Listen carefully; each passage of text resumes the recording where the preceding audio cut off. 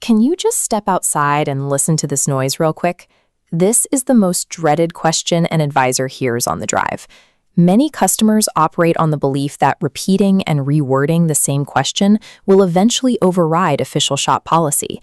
They want a shortcut.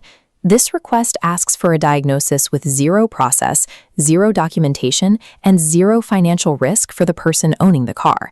While the customer views this as a request for clarification, it initiates a high-stakes scenario where the advisor assumes total responsibility for an off-the-cuff opinion. To understand why they keep pushing, we have to step inside the mind of the rewarder and decode the internal script that justifies their persistence. The customer logic loop starts with a request. When it hits your procedural barrier, they pivot. They shrink their vocabulary to a simple opinion to bypass policy. This emotional play tries to make you feel unreasonable for holding the line. Reworders prioritize shrinking the boundary over understanding the answer. To stop this cycle, we have to look at the operational reality of the service department floor. This graphic illustrates the strict division of labor in your shop. On the left is the service advisor. Your boundaries are clear. You are a documenter, a communicator, and a coordinator. On the right is the technician. They are the only professionally trained diagnostician authorized to identify the root cause of a mechanical issue. Demanding a drive-by diagnosis blurs these roles, forcing the wrong person to do the wrong job. Providing a free guess in the drive actively undermines the technician's authority before they even have a chance to inspect the vehicle.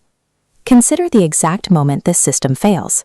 An exhausted advisor finally caves, steps outside, and tells the customer the noise is probably nothing. 2 weeks later, that nothing turns out to be a failing bearing or a critical safety issue that causes a total breakdown.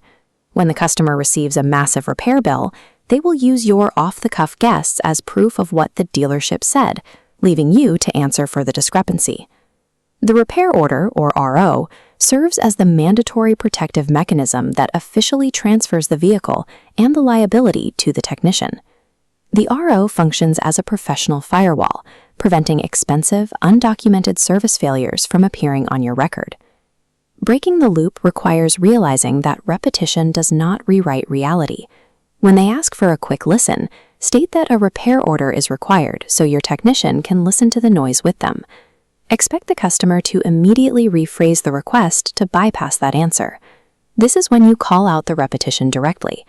Tell them, "You've asked the same question several times. It doesn't change policy, and the answer is no." Follow this with a liability pivot. Explain that guessing creates a personal liability for you, and because you are not the trained technician, you refuse to accept that risk. Finally, deliver the conversational directive. Instruct them to check their car in exactly like every other paying customer. Directness provides the professional clarity needed to terminate a cycle of liability. Maintaining this firm boundary protects the business from undocumented lawsuits and expensive comebacks. Enforcing the rigid process also protects the customer from dangerous false reassurances and bad mechanical guesses. Ultimately, your consistency is your greatest armor. Enforcing the policy ensures the system works exactly as designed and keeps the blame off your shoulders. Transform your business today. Pick up your guide to customer service by Brandon Eagle. Available on Amazon, paperback, and Kindle.